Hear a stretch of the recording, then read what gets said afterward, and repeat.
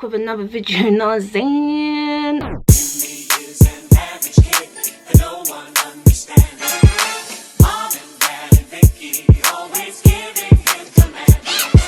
And in today's video is a story time. I haven't done a story time with you guys for a long time. It's been a long time since we've done story time. This is the story time of when I went to Gump for the first time and I ended up in the back of a police van. So if you want to hear the rest of the story, please grab your red cup, get your red cup out, get some wine, billets, do whatever it is that you do, and let's enjoy the story. Now, where do we start the story? Let's go back to 2015. Friend Jessica, she went to uni of Coventry and she had invited me to come because obviously it was her roommate's birthday at the time. There was an event happening that day as well. I can't remember the name of it, but I'm gonna put the flyer next to me there, that event right there. She told me come, stay, it's gonna be lit. Obviously back then when everyone started uni, everyone heard them stories about Coventry, that Coventry was lit. I got to Coventry now. I think I got to Coventry on a Thursday or Friday or something like that. Linked with Jess, met her roommate, two of my other friends that went to the same college as well. They stayed in this house with Jessica as well. So it was a link up, like it was actually a link up. Obviously I did 3 years in college, so they had already done 1 year in Coventry, so they were already out here. They knew the place. They were like, Steph, this gonna be lit. I was like, yeah. So cool. Now we get to the event. Now when I tell you, all I remember that this place was a vibe. It was actually so much fun. It was lit, like it was just too lit. Here's this video from the night. I was really tired, as you can see. So I threw up in the club as well. I'm not gonna mention their name, but I know that they're watching this story time, so shout out to you. So yeah, everyone was turned. Like this party was actually lit. Like, it was just too wavy, you know. So cool. We now come to the end of the night now. So obviously it was me, Jess, her roommate, whose birthday it was. We're gonna call him Frank. And then obviously my other friend, I know, knowing him, his name does not want to be mentioned in this video, so we're gonna call him Junior. Okay, so Frank and Junior. So me, Frank, Junior and Jess, we all decided to leave. It was the end of the thing, so we were all pushing. No, we weren't even pushing, that's the thing. Everyone was pushing to go on to, like, to get out of the door. Whilst we were getting out of the door now, there was one guy that was just moving a bit weird, like very weird, that he started touching Junior's hair. Like he kept on touching and stroking Junior's hair. So obviously Junior was like, fam, like what is wrong with you? Why are you touching my hair?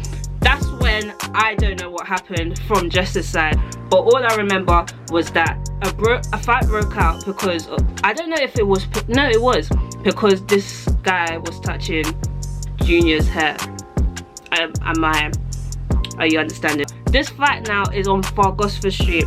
Anyone who has been Cov or has heard of Cov, sorry, knows this famous street, Far Gosford Street. So imagine now this whole long street that comes like a strip, a fight breaks out. So it's Junior and this guy, and yeah, they're moving mad on that section.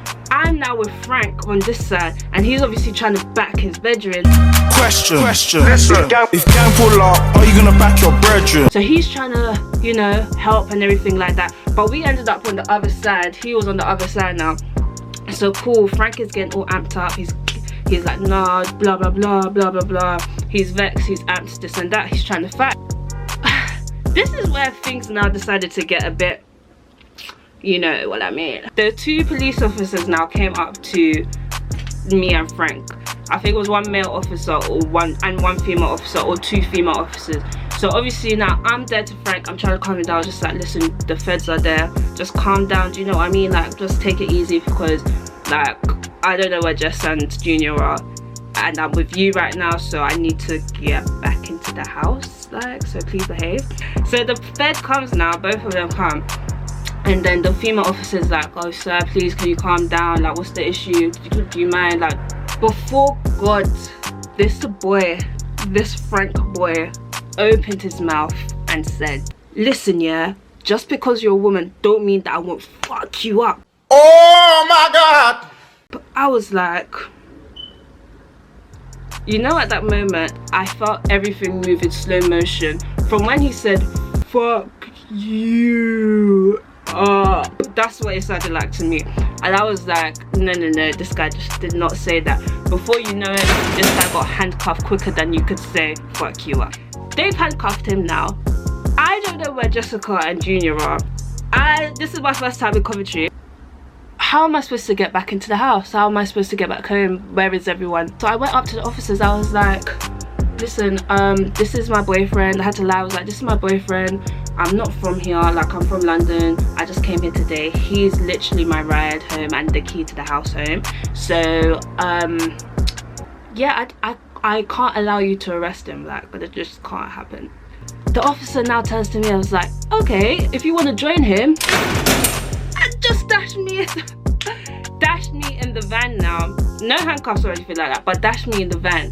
He was at the front of the police van. I was at the back. So I was at the back of the police van, yeah. Just imagine a black box, yeah. It does nothing that was there. Just a black box. I'm looking around the ceilings like, oh my days, am I going into jail now or what? Like, I felt a bit claustrophobic at this point too. So I was there.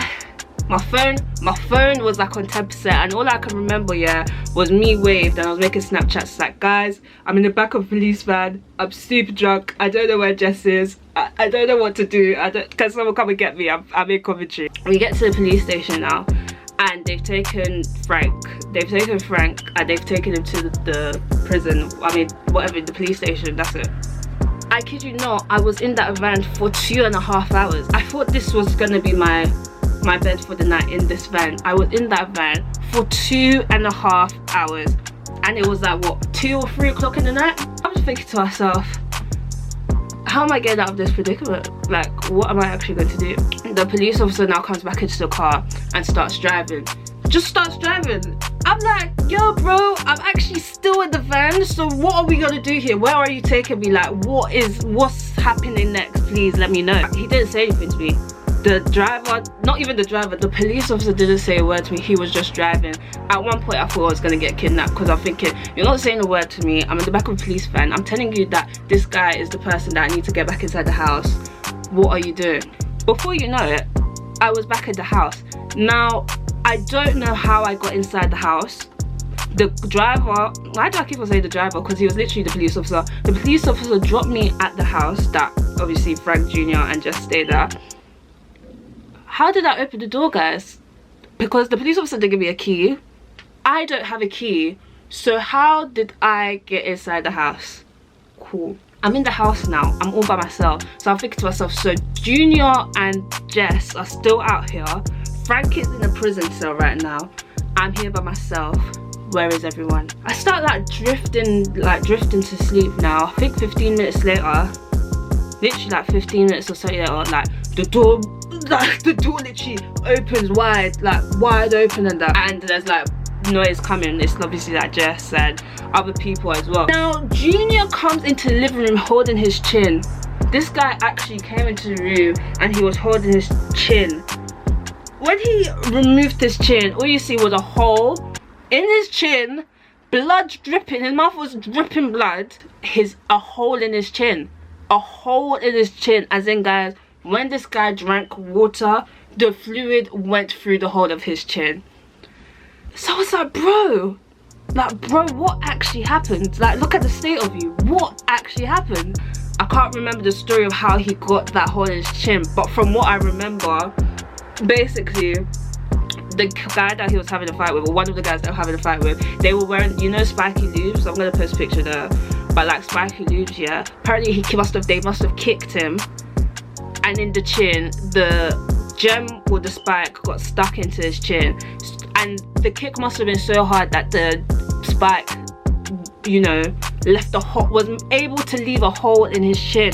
Everyone was just vexed, everyone was confused. I'm thinking, is this Coventry? Is this actually the Coventry that everybody talks about? Like, I'm on the ropes right now. I was in a police van, guys, for like 3 hours. I don't know how I got into the house. I don't know how I got into the house. Junior is bleeding from his mouth. Whole mouth is fucked. What is happening? Like, what actually is happening? This was not even a full day in Coventry yet. A couple hours, and this was happening. Child, I was thinking to myself, nah, nah, this can't be commentary. Do you get, like, this can't be commentary? But it was commentary. That's the thing, it was commentary. Next day now, Junior went to the hospital, or I think that same night they were A&E. He didn't come back until early afternoon. Frank now came back in the early afternoon, so he spent his birthday night in jail. It's just like, damn, that's not really a great way to spend your birthday, do you know what I mean? Like, so that all happened. We were calling the next day, bare people were calling us like, oh, what happened? I heard this and that. Like, oh gosh. So yeah, I can't remember what happened next. I think we all pretended to be happy. Actually no, we didn't pretend to be happy family, because Junior, obviously, he was vexed. That guy was vexed. He was out to seek revenge. Like, the men them came, they were plotting to seek revenge. I was just thinking to myself, well, I guess I'm in commentary then, literally. I hope you enjoyed the story. More story times to come, because I've noticed you guys like my story times. What else should I say? Make sure you like, comment and subscribe. I'll see you in the next video. More life, more blessings, more success. Get it, you know what I'm saying? Get it. And I'll see you maybe next week.